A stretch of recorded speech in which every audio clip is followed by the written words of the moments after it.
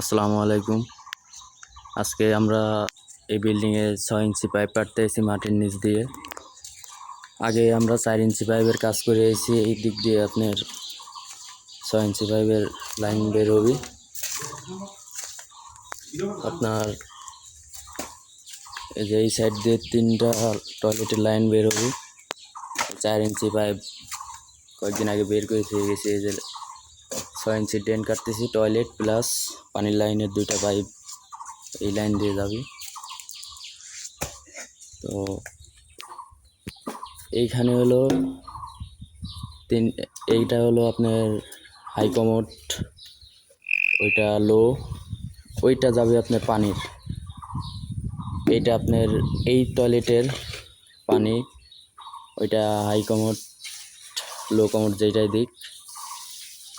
তো ওই সাইডে পানির লাইন আছে, এদিক দিয়ে বের হবে। সব পয়েন্ট বের করে রাখছি। এই সাইড দিয়ে আপনার 4 ইঞ্চি দিয়ে 6 ইঞ্চি লাইন বের হবে।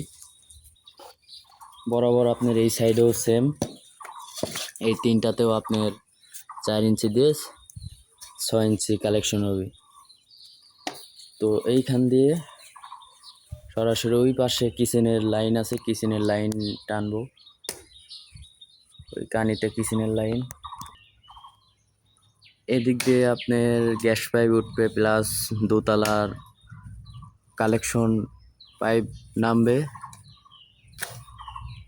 বিল্ডিংয়ের আপনার 4টা রুম। এই যে এইখানে একটা রুম, এইখানে আপনার দেখাইলাম 3টা টয়লেট। 3টা টয়লেটের 3টা ইয়ে আছে। এই যে ডাইনিং রুম হলো এই মাঝ ফ্লাশে ডাইনিং রুম।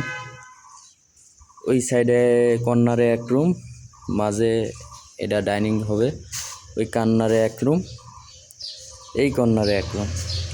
আর এটা তো বরাবর আপনার টয়লেটের জন্য রাখা আছে। আমরা সব আজকে কাজের জন্য আইছি। এই যে সব কাজ চলতেছে, সবাই আমাদের জন্য দোয়া করবেন। আসসালামু আলাইকুম।